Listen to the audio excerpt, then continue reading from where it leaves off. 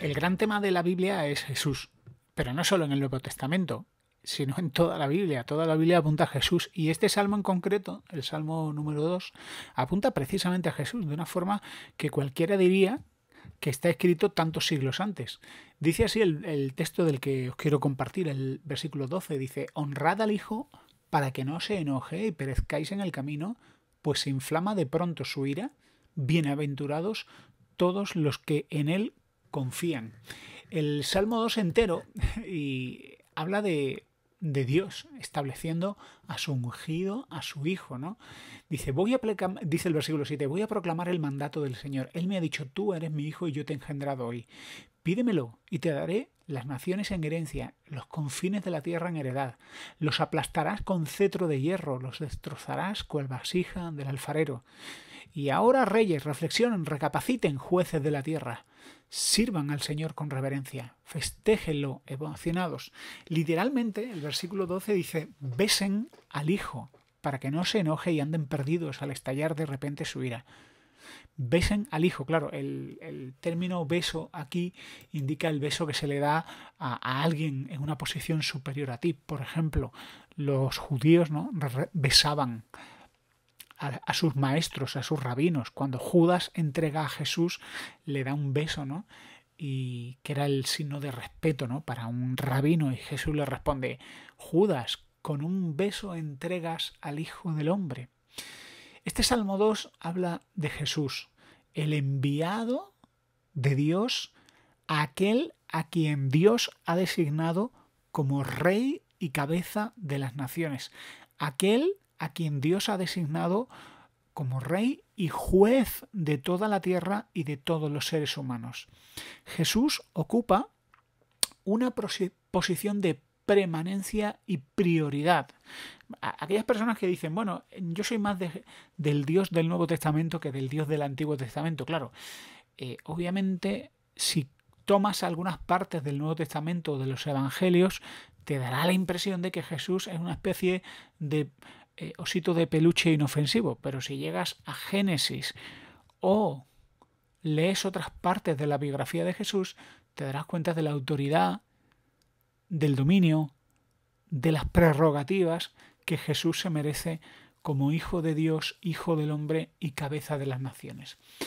El ser humano cree que disfruta de una ventajosa posición de neutralidad, ¿no? Creen que nosotros, los seres humanos, somos los que ponemos las reglas y los que decidimos qué está bien y qué no. Y en base a eso decidimos creer o decidimos no creer. Los seres humanos pensamos que Dios es una opción más, pero que no es esencial. Dios es algo conveniente, como comerse las verduras, como hacer ejercicio o dejar de fumar. Pero lo que nos ha sido revelado en la Biblia es que Dios es esencial. Ese pensamiento antropocéntrico, es decir, que el ser humano está en el centro de todas las cosas, que el ser humano es la medida de todas las cosas y que todo lo tenemos que comparar con el ser humano. Si a nosotros nos parece bien, eso es verdadero y justo. Si a nosotros nos parece mal, eso no es cierto. ¿Y qué ocurre? Que cuando vamos a la Biblia, pues la Biblia choca de lleno con nuestros valores como seres humanos. Pensar de esa manera, pensar de la manera en la que nosotros somos los reyes de todo y los jueces de todo, es volver a los viejos errores de los primeros capítulos del Génesis. Pensar que el potencial está en nosotros, los humanos, y no en nuestra necesidad de Dios. Otra cosa que enseña este texto es el orden de autoridad. Jesús, el Hijo de Dios, es el Rey. Y como Rey, tiene prerrogativas incuestionables. Como Rey, merece la honra, el sometimiento, el tributo. Y el Padre ha investido al Hijo como Rey. Le ha dado el mando.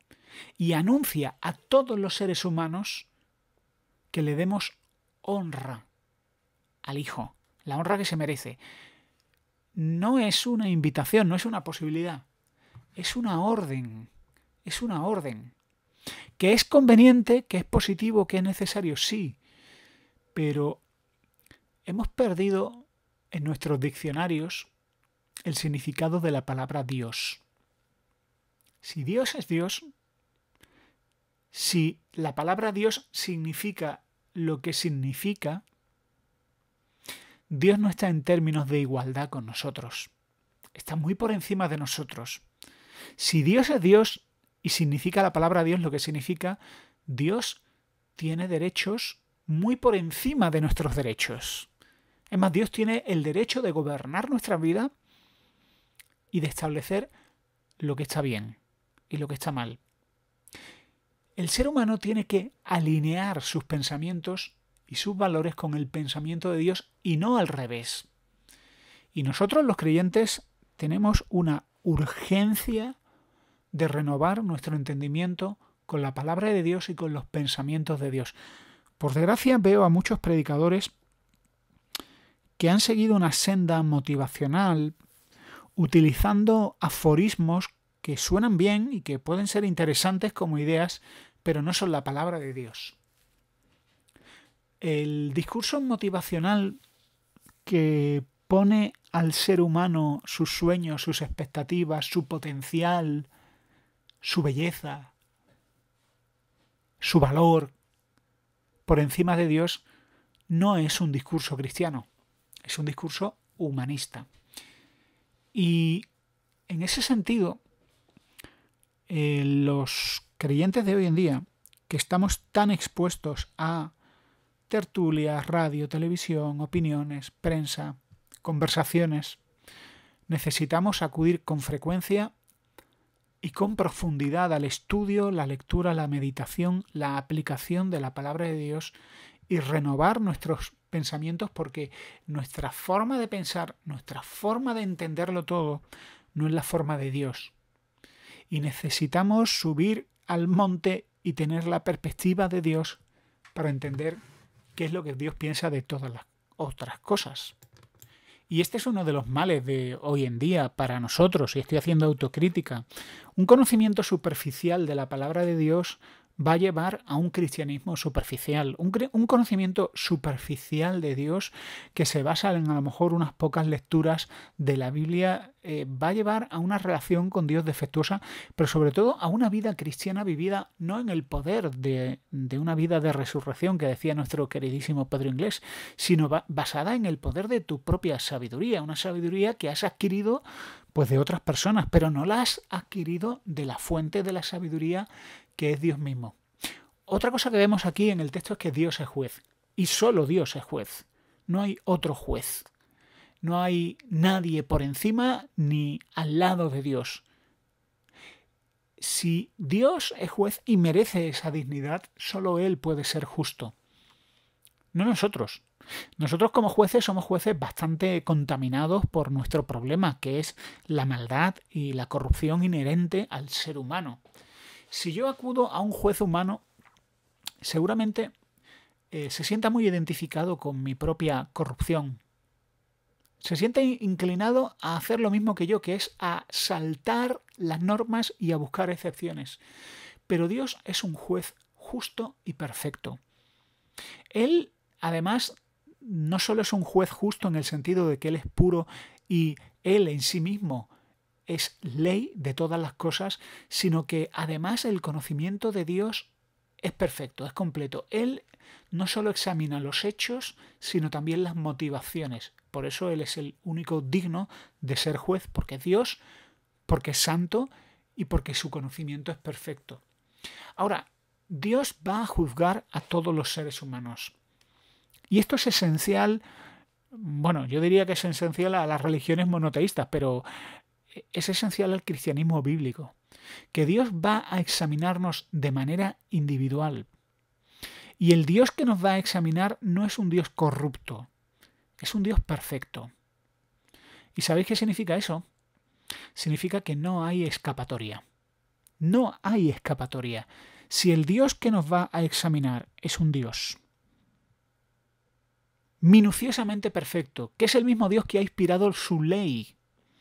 Cuando dice la Biblia, la ley de Dios es perfecta que convierte el alma. Los mandamientos o los preceptos de Dios son puros que convierten el corazón. Esto quiere decir que si la ley de Dios es limpia y perfecta, el Dios que nos va a juzgar es limpio y perfecto. ¿Y cuánta no será la corrupción que Dios encontrará en mi propio corazón cuando yo sea examinado bajo la mirada de Dios? Cosas que incluso a mí me parecen normales, a Dios le parecen abominables. Sabiendo esto, ¿cómo escaparemos del juicio de Dios? Solo hay una forma de salvarnos de ese juez justo, y es a través del mismo Hijo del que habla el Salmo 2. ¿Cómo podemos prepararnos para el juicio de Dios? Solo hay una forma de escapar del juicio de Dios. Aquel a quien Dios nos ha dado como Rey también nos lo ha dado como Salvador. Así que honrad al Hijo, dobla tus rodillas y que Él señoree tu vida. La única forma de escapar del juicio de Dios y de alcanzar la justicia a los ojos de Dios es en relación al Hijo de Dios. Y en ese sentido no hay términos intermedios. Jesús es piedra de tropiezo. O puedes abrazarlo y honrarle como a hijo o darle la espalda.